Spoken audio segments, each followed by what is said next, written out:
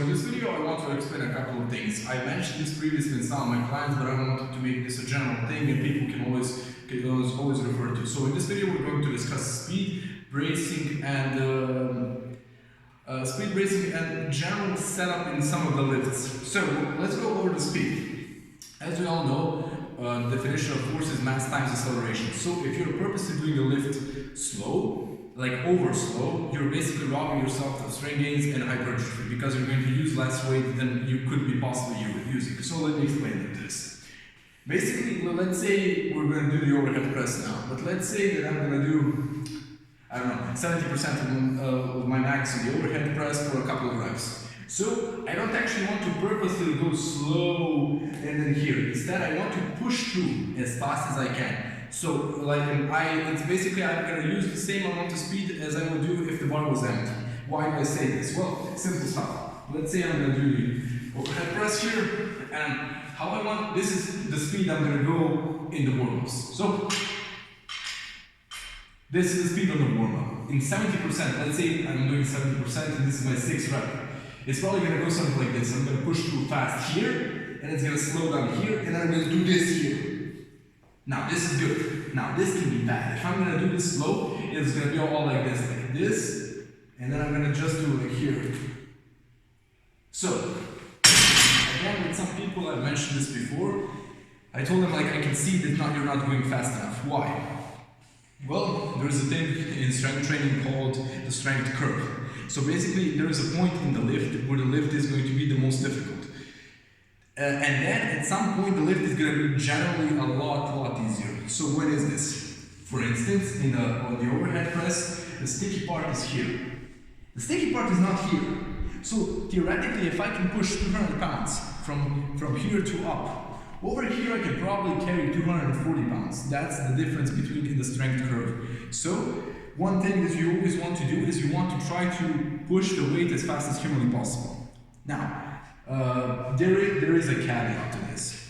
In bodybuilding movements, let's say curls, more of this here, you don't want to go as fast as like a maniac. You want to actually have controlled reps, but again, you don't want to go super slow. So let's say I'm doing curls here. I'm not going to do curls like this. This doesn't make any sense. Instead, I'm probably going to push up here and then slow down. Push here and then slow down. Push here, slow down. But let's say I'm going to overhead press. Now this is the difference. I'm going to push here as fast as possible. See? Fast. Okay, why is this an important part? So let's say you want to test out your max. And let's for shits and giggles say you're going to do it on the bench press. So on the bench press you want to test out your max and you want to push 225. If you do it slow, you are going to fail. Simple as that, because in this part of the bench press, when you're lowering it, you want to produce the max amount of force as humanly possible. And again, the definition of force, it includes acceleration.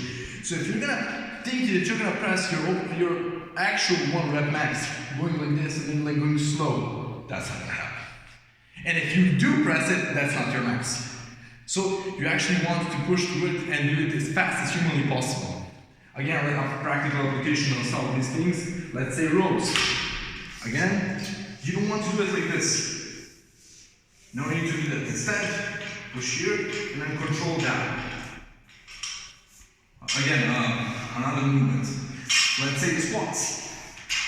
So, again on the squats, you don't want to do it like this. Go down and then go like this. When it's actually not happening. Instead, you want to go as fast as humanly possible. In the sticky point, it's going to be here. I'm going to struggle kind of here, and I'm just going to power up. Obviously, in heavier weights, it's not going to go that easily, but I'm trying to make a point. You want to actually go as fast as humanly possible. Now, the second thing is bracing. So, what is actually bracing? To put it short, bracing just means using your stomach in an effective way. So this is your stomach, obviously, and a lot of people like to point out that in this area there are the abs. So what's the actual use of the abs? Well, it's actually to keep your entire body, your spine, your organs in check. So one of the ways we can use them effectively in the lifting process is doing something that's called bracing. How do we brace? Usually we can do this through breathing. So the wrong way to breathe, at least in strength training purposes, is shallow breathing. So that's in your lungs. You want to actually breathe in your sternum. So this is shallow breathing. Chest, look at my chest. It's gonna be. Even if I do this, my stomach isn't involved almost in any way. Now, if this is kind of difficult to see, but breathing in the sternum literally means that I'm going to fill up my stomach with air, and I'm gonna hold it like I'm about to get a punch. So look at it like this way. Now, as you can see in this part, I filled my stomach with air and I'm holding it there. That increased the so-called inner abdominal pressure. It basically means that your body is now like a spring loaded to the max. It's almost ready to burst. That's how you use it effectively in some of the exercises. So let's say I'm going to squat now. So I'm going to go here, chest up, 1, 2. Now, so how do we brace here? I see a lot of people doing it like this. This does nothing. You're just loading your chest with air, and that absolutely will not help you in any significant way. Instead, what you want to do is actually use your mouth, and then from here, you actually want to squeeze your abs as humanly possible. And as you can see, I'm holding the air for the duration of the entire rep. Only when I am up, I actually breathe out, and then the process is repeated again and again for every rep. So that covers breathing. Again, it's pretty. Now you can say like bracing isn't a universal thing and a universal application on all lifts, and it isn't applied the same way on all the lifts. Obviously. For instance, on a deadlift, people are not going to brace the same. Some people are going to squeeze their abs before they actually grip the bar. Some people are going to do it when they grip the bar. It's a bit, but that's personal preference. The important thing that you actually want to brace on the important lifts, the big lifts, so the squat, the bench press, the overhead press, the deadlift, those kinds of things. For the accessories, for the bodybuilding types of stuff, no need. You can just breathe normally because you're in or abdominal, because you're mostly not going to be crushing PRs on barbell curls or dumbbell curls or that kind of stuff. It's a continuous lift and it lasts some time. And now the final thing, and that is actually remaining tight in the lift. In the barbell lifts, you don't want to make any more movement than it is needed.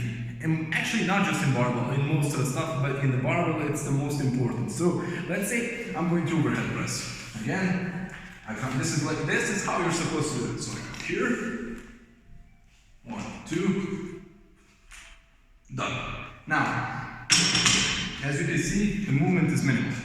I don't want to exert any extra force because I don't need to. I just do it effectively to perform the movement. Now, what you don't want to do is to act like you don't want to perform any extra movement that's gonna damage your actual execution of the lift. So, what I mean by this, you don't want to go here, and then like walk up to here, and then like change your hand placement, and then wobble here and there, and then like when you press, you do it like this. And I'm not just talking about the overhead press, but on all movements. If it's the barbell curl, you want, or the dumbbell curl, you don't want to do like this, and then like doing this all the time. Instead, it's just one joint moving, and you just do this. On the overhead press, just this. No need for extra movement or anything like that. It might seem stupid or like, who cares? But if you're doing 60% of your max or 50, it's not important. But if you're doing 85, 90%, it's gonna make a difference. Being tight makes a difference. And especially when you're using the barbell lifts, you want to be as tight as humanly possible. So tightness, speed, and bracing equals a good lift, and you always want to have a good